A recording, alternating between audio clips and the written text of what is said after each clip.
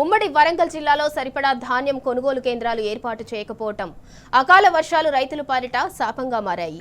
మహబూబాబాద్ జిల్లా బయ్యారంలో గాలివాన బీభత్సం సృష్టించింది. అకాల వర్షానికి కొనుగోలు సెంటర్లలోని ధాన్యం తడిసిపోయింది. 15 రోజులైనా ధాన్యాన్ని కాంటా పెట్టలేదని రైతులు మండిపడుతున్నారు. 6 గాలం కష్టపడి పండించిన పంటను నీటిపాలు చేశారని అన్నదాతలు ఆవేదన వ్యక్తం చేస్తున్నారు.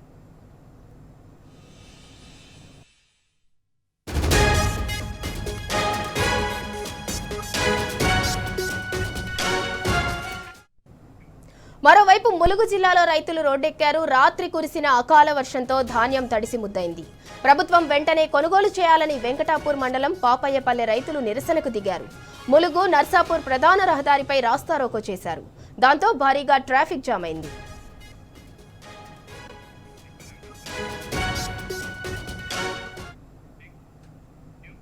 ఉమ్మడి వరంగల్ జిల్లాలో ధాన్యం కొనుగోలు రైతుల కష్టాలకు సంబంధించి మరింత సమాచారం మా ప్రతినిధి రవికాంత్ అందిస్తారు. రవికాంత్, అకాల వర్షానికి కొనుగోలు సెంటర్లలో ధాన్యం అంతా కూడా తడిసిపోయింది. దానికి సంబంధించి పూర్తి అప్డేట్ ఏంటి?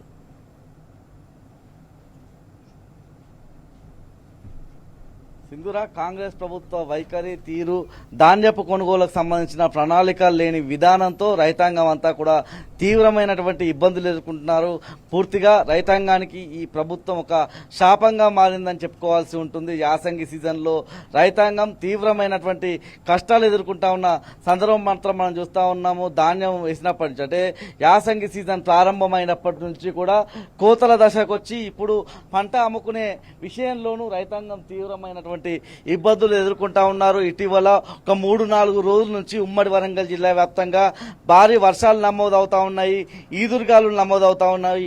ఈ క్రమంలోనే ప్రధానంగా పంట చేతికొచ్చిన వరి ధాన్యం అంతా కూడా ఏదైతే నేలరాలుతున్న సందర్భం మనకు కనిపిస్తూ ఉంది. మరోవైపు కళ్ళాల్లో ఉన్నటువంటి ధాన్యం తడిసి ముద్దవుతా ఉంది తప్పితే అధికారులు కానీ, జిల్లా యంత్రాంగం కానీ, రాష్ట్ర ప్రభుత్వం కానీ పట్టించుకోవడం లేదని రైతాంగం తీవ్రమైనటువంటి ఆవేదన వ్యక్తం చేస్తూ ఉన్నారు. ఎక్కడికక్కడ ధాన్యపు కొనుగోలు కేంద్రాల దగ్గర ధాన్యపు రాశులు, ఆ కుప్పలే దర్శనమిస్తున్నాయి తప్ప ఆ ధాన్యాన్ని కొనుగోలుకు సంబంధించినటువంటి ఒక సరైన ప్రణాళిక లేదని మనం అర్థం చేసుకోవాల్సి ఉంటుంది. ప్రస్తుతం మనం హన్మకొండ జిల్లాకు సంబంధించి హసన్పర్తి దగ్గర ఉన్నటువంటి ఎల్లాపూర్ అనే గ్రామానికి సంబంధించిన ఐకేపీ సెంటర్ దగ్గర ఉన్నాము.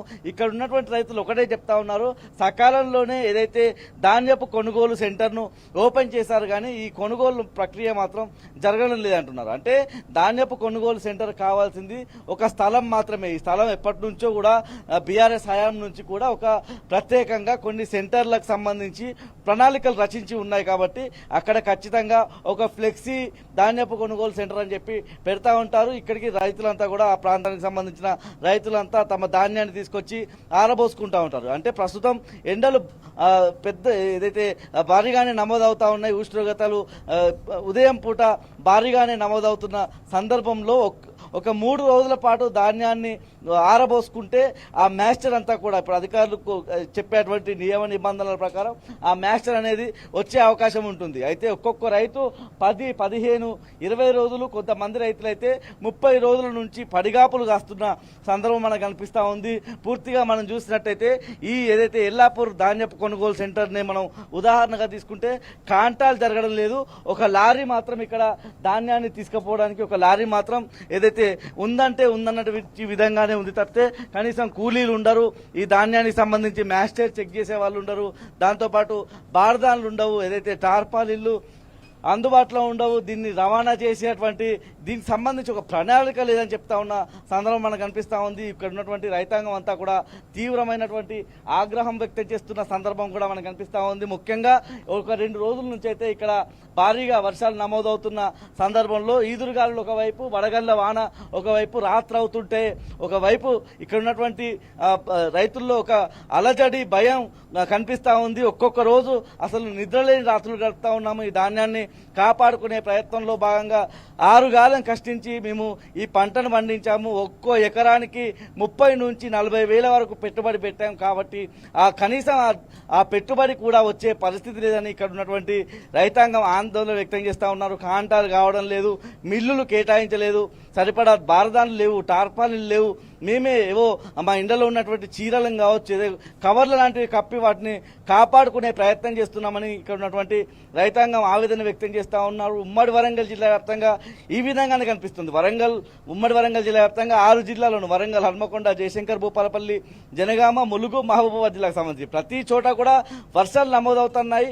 ఇంకో విషయం, కాసేపటి క్రితం వాతావరణ శాఖ విడుదల చేసినటువంటి అయితే వాళ్ళు చెప్పినటువంటి దాని ప్రకారం కూడా మనం చూసినట్టయితే ఇవాళ ఆరెంజ్ అలర్ట్ జారీ అయి ఉంది.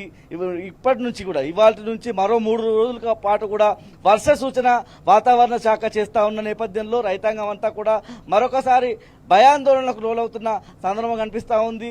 ఎంత వీలైతే అంత తొందరగా మా ధాన్యాన్ని అంతా తీసుకోవాలన్నటువంటి ఒక డిమాండ్ అయితే మనకు స్పష్టంగా కనిపిస్తూ ఉంది. మహబూబాబాద్ జిల్లాలో కావచ్చు, ములుగు, జయశంకర్, భూపాలపల్లి లాంటి జిల్లా, అంటే జయశంకర్, భూపాలపల్లి జిల్లాను ఉదాహరణకు తీసుకుంటే ఇప్పటికీ అక్కడ ఇంకా కోతలు పూర్తిగాని సందర్భం మనకు కనిపిస్తూ ఉంది. ఇటు ములుగు జిల్లాలోనూ ఇంకా చాలా చోట్ల కోతలకు రాని సందర్భం మనకు కనిపిస్తూ ఉంది. కాబట్టి అక్కడ వందలాది వేలాది ఎకరాలు నేల కొరిగి అక్కడ ఉన్నటువంటి ఆ ధాన్యం అంతా కూడా వృధాగా పోతా ఉంది.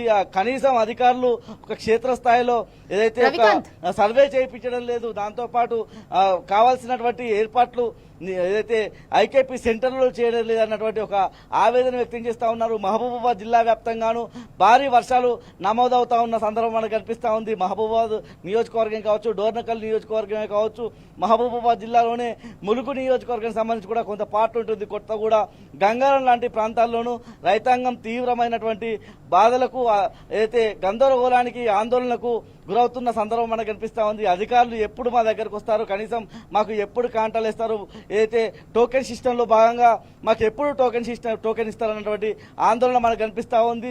మరొక విషయం, వరంగల్ జిల్లాకు మనం చూసినట్టయితే కొన్ని చోట్ల ఏదైతే ధాన్యపు కొనుగోలు సెంటర్లను ఏర్పాటు చేశామని చెప్పారు తప్పితే కొన్ని చోట్ల ఏర్పాటు చేయలేదన్నటువంటి ఆవేదన కనిపించింది. 2 రోజుల క్రితం టీ న్యూస్ గా మనం వెళ్లి అక్కడ కవరేజ్ చేసి ఆ రైతుల ఆందోళన, ధర్నాలు కవర్ చేసిన నేపథ్యంలో ఇవాళ మధ్యాహ్నం తర్వాత అక్కడ ధాన్యపు కొనుగోలు సెంటర్ అయితే ప్రారంభమైంది. అయినప్పటికీ వాళ్ళలో మరికొన్ని సందేహాలు కూడా మిగిలి ఉన్న సందర్భం మనకు కనిపించింది. ప్రధానంగా ఏదైతే కాంటాలు సరిగా చేయాలి, దాంతోపాటు మ్యాస్టర్కి సంబంధించి ఇబ్బందులకు గురి చేయొద్దు, బారదాన్లు కావచ్చు, టార్పాలిన్లు కావచ్చు ఎప్పటికప్పుడు అందుబాటులో ఉంచాలి, మాకు మిల్లులు కేటాయించాలన్నటువంటి అంశాన్ని అయితే వాళ్ళు వెల్లడిస్తూ ఉన్నారు. దాంతోపాటు మా దగ్గర నుంచి ధాన్యం తీసుకున్న క్రమంలో వెంటనే మా అకౌంట్లలోకి ఆ డబ్బులు జమ చేసే విధంగా కూడా మమ్మల్ని చూడాలన్నటువంటి ఆవేదన ఏదైతే వర్ధనపేట మండలం అక్కడ ఉన్నటువంటి గ్రామానికి సంబంధించి, కుమ్మరిగూడెం గ్రామానికి సంబంధించి వాళ్ళు ఆవేదన వ్యక్తం చేస్తూ ఉన్నారు. మొన్న వాళ్ళంతా కూడా కుమ్మరిగూడెం గ్రామానికి సంబంధించిన రైతులంతా కూడా గిరిజన రైతులుగా ఉంటారు. వాళ్ళు ధర్నా నిర్వహించి వాళ్ళ ఆందోళన చేస్తే తప్ప ప్రభుత్వం దిగిరాని సందర్భమే మనకు కనిపిస్తూ ఉంది. మరోవైపు ములుగు జిల్లాలోనూ ఇవాళ అక్కడ రైతాంగం అంతా కూడా రోడ్డెక్కారు. వర్షానికి ధాన్యం తడిసిపోతా ఉంది, కనీసం పట్టించుకునే నాదుడు లేదు. అదైతే తడిసిన ధాన్యాన్ని అయితే ఖచ్చితంగా కొనుగోలు చేయాలన్నటువంటి డిమాండ్ అయితే వాళ్ళ దగ్గర కూడా మనకు వినిపిస్తూ ఉంది. మరోవైపు మామిడి తోటలకు సంబంధించి ఏదైతే ఉద్యానవన పంటలకు సంబంధించి కూడా అక్కడ ఉన్నటువంటి పంట అంతా కూడా రాలిపోతా ఉంది. కనీసం అధికారులు, క్షేత్రస్థాయిలో వ్యవసాయ అధికారులు పనిచేసినట్టుగా మాత్రం ఎక్కడా కనిపించడం లేదు.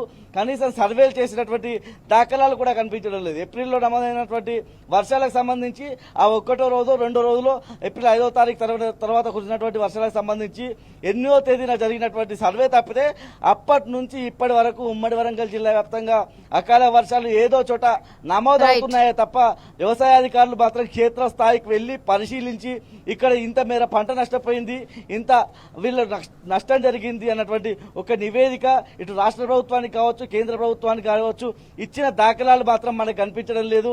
కాసేపటి క్రితమే మాజీ ఎమ్మెల్యే పెద్ది సుదర్శన్ రెడ్డి కూడా ఒక డిమాండ్ అయితే స్పష్టంగా చేసిన సందర్భం మనకు కనిపిస్తా ఉంది. ఏదైతే పంట నష్టపోయి అంటే కోతలకు వచ్చి నష్టపోయినటువంటి పంటలకు సంబంధించి 25,000 రూపాయలు ఇవ్వాలన్నటువంటి ఒక డిమాండ్ కనిపిస్తా ఉంది. మరోవైపు తడిసిన ధాన్యాన్ని కూడా ప్రభుత్వం ఖచ్చితంగా కొనుగోలు చేయాలన్నటువంటి ఒక డిమాండ్ కూడా మనకు స్పష్టంగా కనిపిస్తా ఉంది. బీఆర్ఎస్ హయాంలో ఇలా ఉండేది కాదు. ఇప్పటికల్లా ధాన్యాన్ని అంతా కూడా మిల్లులకు చేర్చేవారు, మిల్లులకు కేటాయింపులు జరిగేవి. ఇప్పుడు మిల్లర్లు కనీసం పట్టించుకోవడం లేదు. రైతాంగం, అధికారులు కావచ్చు, మిల్లర్లు కావచ్చు, ఎవరే చేసినప్పటికీ నష్టపోయేది మాత్రం రైతాంగమే అన్నటువంటి ఒక ఆవేదన మాత్రం మన క్షేత్రస్థాయిలో కనిపిస్తుంది. Right, thank you.